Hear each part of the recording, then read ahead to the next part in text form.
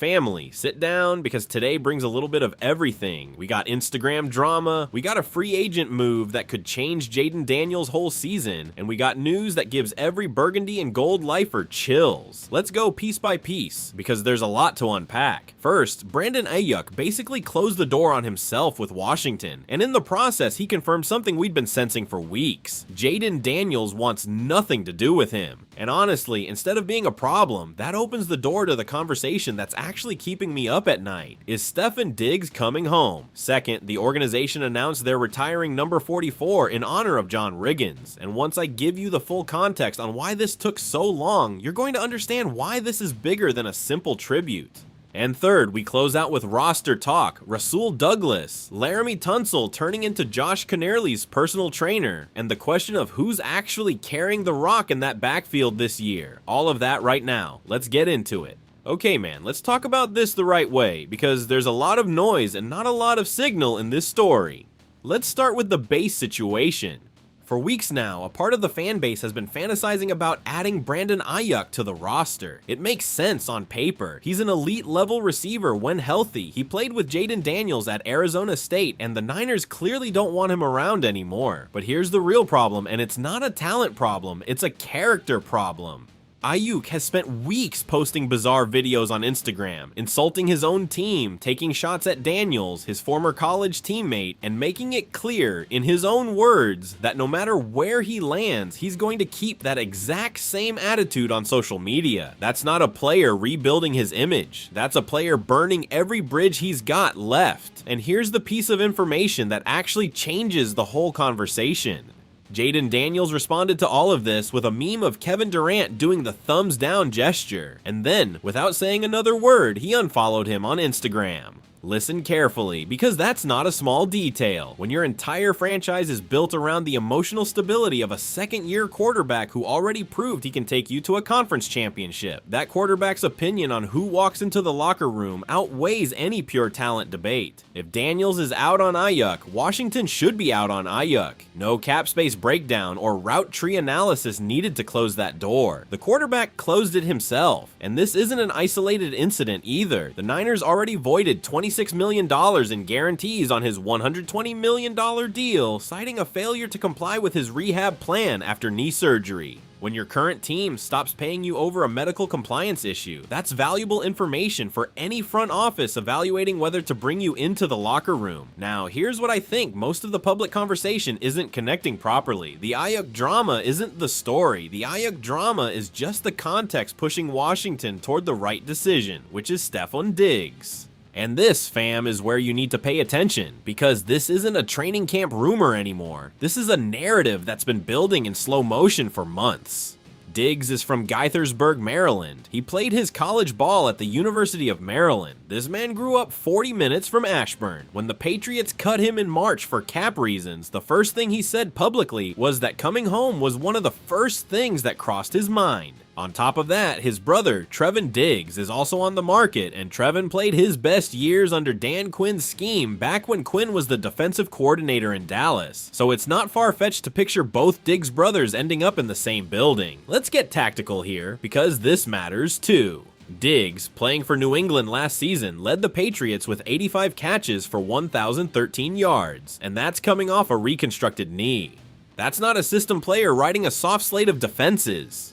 That's a receiver who still knows how to read coverage, still knows how to find the soft spot in zone, and still has the separation quickness to be a real number 2 option behind Terry McLaurin. And that's where the real obstacle in this deal shows up, because it's not just convincing Diggs to come. Washington has more than $40 million in cap space, so the money isn't the barrier. The barrier is twofold. First, Diggs' legal history. He was accused of strangulation by his private chef, and even though the court found him not guilty in May and the league closed its investigation without discipline, that kind of cloud still spooks some front offices even when he's legally clean. Second, and this is the part that worries me most as an analyst, the target share. McLaurin is Daniels' #1 option, and new offensive coordinator David Blau is building a plan specifically to maximize Scary Terry, bringing in a receiver at Diggs' level who demands the ball constantly constantly could create friction in that target hierarchy if it isn't managed well. The last-minute alternative, the one some analysts keep bringing up, is Tyreek Hill. And look, I get the temptation. The guy still has speed nobody else on the free agent market can match.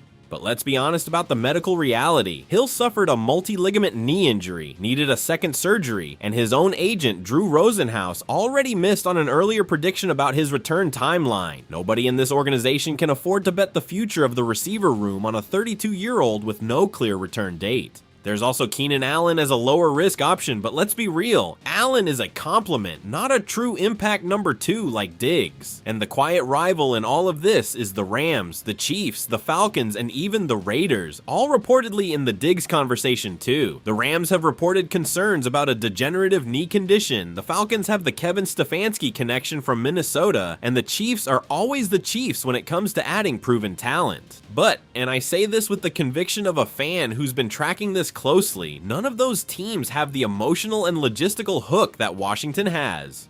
Diggs wouldn't just be close to home, he'd be close to family, playing in a building he probably watched growing up somewhere off a Maryland highway on any given Sunday. My personal take, and I know some of you won't agree, I believe Washington signs Diggs before training camp opens. Not because they desperately need him. They've got McLaurin, they've got Luke McCaffrey developing, they've got rookie Antonio Williams making real noise. But because this contention window with Daniel still on a rookie deal is too short not to maximize every single dollar of available cap on proven talent. I could be wrong, but my read is that Adam Peters doesn't pass on a geographic, family, and scheme fit this clean without at least making the call. For the fans, here's what this means. If Diggs lands here, Washington has, on paper, one of the most complete receiver duos in the whole NFC, with McLaurin as the physical bulldog and Diggs as the technician who wins short and intermediate routes with separation that gives every corner in this league fits. And if Trevon Diggs comes too to reinforce a secondary that needs real bodies, man, this stops being a July rumor and becomes the smartest offseason move in all of Washington. Okay fam, deep breath. Because what's coming next gives me chills for a completely different reason. This one caught me off guard and I had to read it twice. Washington announced they're officially retiring number 44, the number John Riggins wore, during halftime of the Week 9 game against the Rams on November 8th.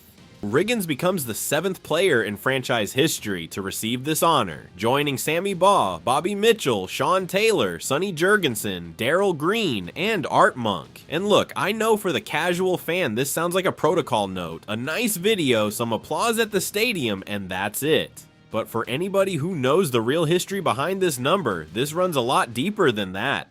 Let's start with the player, because Riggins' resume speaks for itself. Riggins is, to this day, the franchise's all-time leader in rushing yards with 7,472 yards, and also the all-time leader in rushing touchdowns with 79. He was the Super Bowl 17 MVP, and that moment, that 4th and 1, where he took the handoff and turned it into a 43-yard touchdown that gave Washington the lead for good against Miami, is probably one of the most replayed plays in this franchise's history.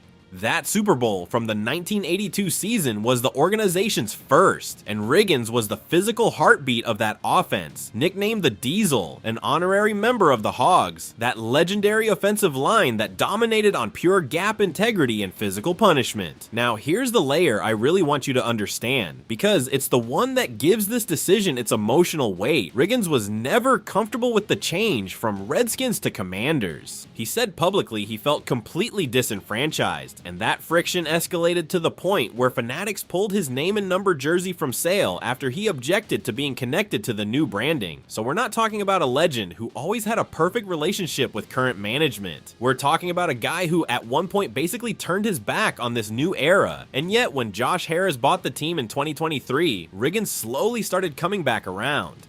He went to that first season opener. This year he showed up to an OTA practice and talked with the team, and now the organization is returning that gesture in the biggest way possible, making him immortal. Beat reporters around the DMV keep pointing out something I think is key too.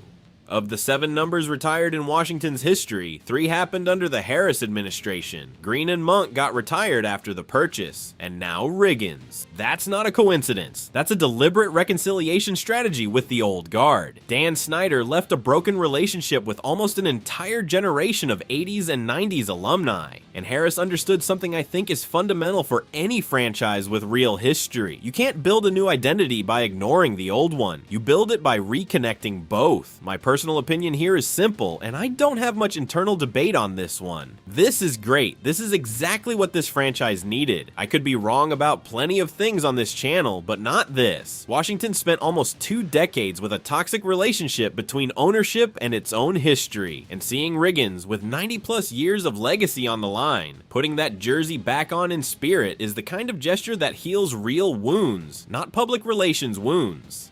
Team President Mark Klaus said it well. This isn't just about the retirement itself, it's about building the connective thread between the past and the present. And that thread, with Daniels as the new face of the franchise and Riggins as the symbol of old glory, is exactly what a fan like me wants to see in the DMV. For the fans, this means something very concrete. When you go to FedEx Field on November 8th, you're going to be witnessing a real piece of history, not schedule filler. And if Washington happens to reach that date with Diggs on the roster and the offense rolling, man, that game against the Rams turns into a full-blown event. Okay, this next one has me smiling for a completely different reason, because now we're talking roster, real team building, and an underdog story I love telling.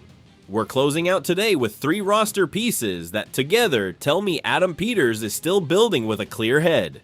First piece, Washington signed veteran cornerback Rasul Douglas to a 1-year deal worth up to $3.8 million. Douglas has 9 years in the league, was a 3rd-round pick back in 2017, and comes off a rough season in Miami, but he's still a real corner, the kind who competes for snaps starting day 1. And this isn't just a camp body, this comes right after Washington moved on from Marshon Lattimore back in March, closing the book on a failed trade that left a real hole in the cornerback room.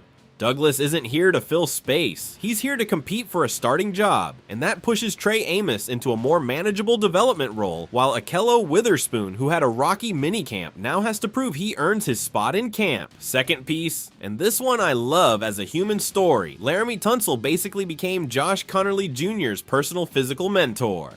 The rookie tackle showed up to OTAs with a completely different body, leaner, stronger, and he gave credit himself to Tunsil, to the strength staff in Ashburn, and to work done back at the University of Oregon. Tunsil, when asked if his fingerprints were on that transformation, almost seemed offended anyone would doubt it. This matters tactically too, not just as a feel-good note. If David Blau is actually installing more zone blocking, a more athletic tackle like Connerly, with better spacing and better reads on the move, fits a lot better than a traditional heavyset tackle. This is young talent development guided by an elite veteran, and on an offensive line that's worth its weight in gold. Third piece, and this is the one that gets me most excited on pure football terms. The backfield already has a clear pecking order, and Jackery Kroski-Merritt earned the lead role. Check this story out. 7th-round pick, played just 1 college game back in 2024, and ended up leading all of Washington with 805 rushing yards last season, with a 75.4 PFF grade in the run game. That's not system luck, that's a runner with real vision for gaps.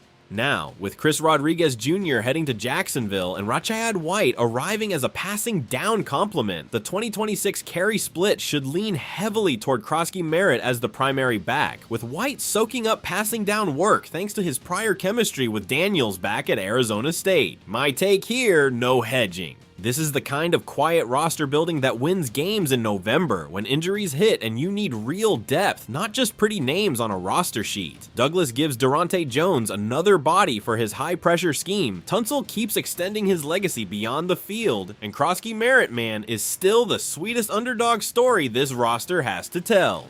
And that's how we close things out today, fam. 3 stories, 3 completely different emotions. An Instagram drama that actually ended up opening the door to the signing I really want to see, Stefon Diggs coming home. A tribute that finally heals a near 2-decade wound between this franchise and its own history, and a roster that piece by piece quietly is building itself to actually compete. Washington has 94 years of history, has Riggo, has Sean Taylor, has Sonny Jurgensen, and now has Jayden Daniels writing the next chapter. This is great, and we haven't seen anything yet. Hail to the Commanders. Always. If this video gave you something, smash that like, subscribe, and tell me down in the comments. Diggs or Hill? I want to read every single answer. Raise hail, and I'll see you in the next one.